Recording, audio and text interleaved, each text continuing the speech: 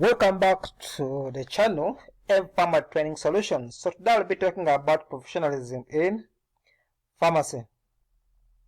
Now, who is a profession? Of course, a profession, this is an occupation which requires specialized training for a given period of time in order to provide a skilled service to the community. And then you can work independently or in an institution. What are the characteristics of a profession? Of course, you have to possess specialized knowledge attained out of specialized training. For pharmacy assistant, which are now coming up soon, it's 2 years certificate in pharmacy.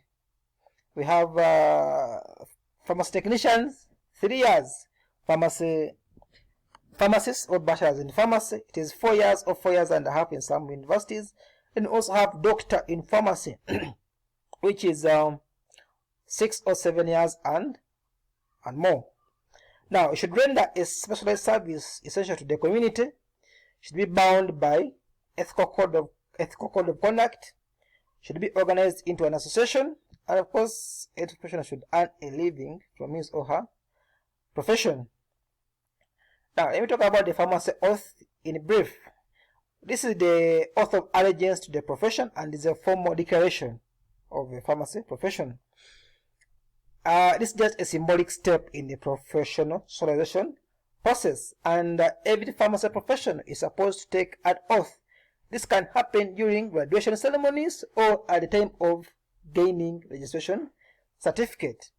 And every pharmacy professional should possess this oath in their homes, because one time you may go for an interview, you may be asked a small question: how do you start the pharmacy oath and how does it end?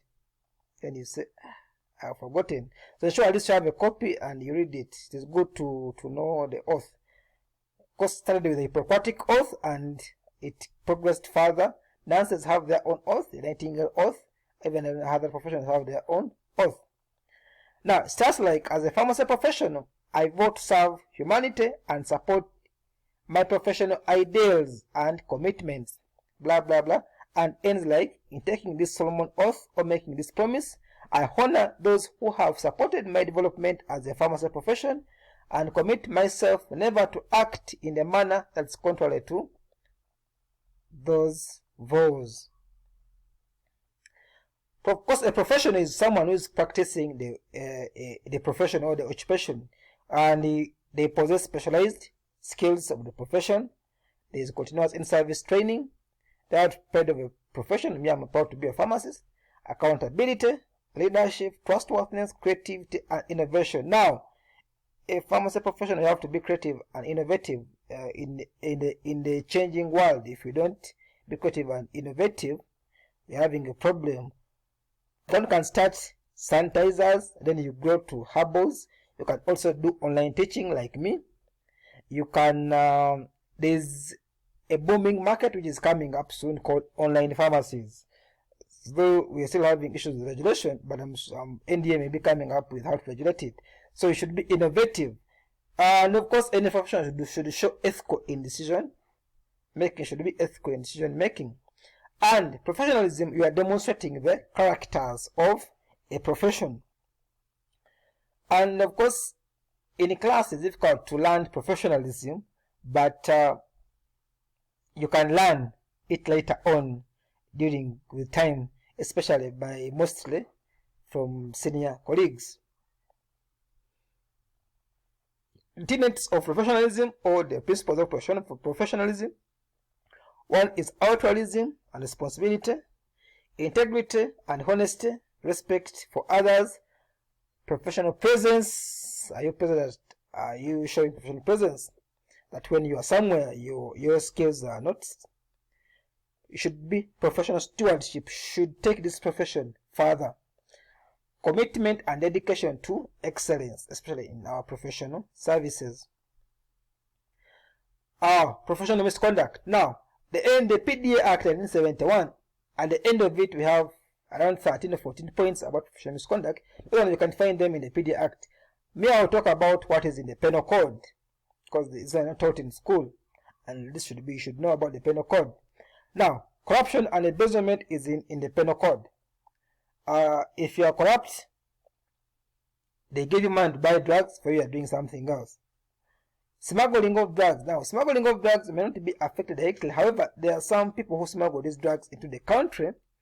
And for you, if you're in retail, you just go and buy from these pharmacies. Now, most of my colleagues have been served with notices about smuggled drugs. Yet even they didn't know that they had those smuggled drugs. But ignorance of the law is not a defense. And ensure that at least you confirm with the ND register to avoid something like that. Mistreating of patients, drug theft. This one is common. Health professionals taking part in drug theft. Drug dependence. You are a pharmacy professional. You are taking pethidine. You are taking these drugs. Assault at work. You are fighting other professionals physically. It's serious.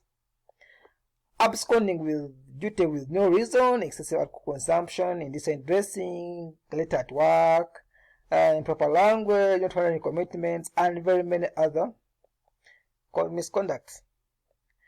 Disciplinary proceedings, of course, these are found in the acts. You should refer to these acts: the Allied Health Act for pharmacy technicians and the Pharmacy and Drugs Act for pharmacists. However, mostly concentrate on the composition of the disciplinary committee. What are the members? How do they carry out the inquiry? Which number of days are given? Notices. How do you reply back? Are you supposed to report with a lawyer or you go alone? Which punishments are given? Removal from the register, suspension, fines, any appeal, how many days, and how do your username is stored in the drug register. Now, if a pharmacy professional contravenes the penal code, the courts of law and the police first do their work. After you've served your punishment from the penal code, then the disciplinary proceedings also start. Those are other presentations in this, which you can search and find more information about. Thank you for listening to me. I remain Wilson. Subscribe to my channel, Pharma Training Solutions. Support us. Contact us for more information on those email and WhatsApp. And the presentation has been brought to you by Pharma Training Solutions. Thank you very much.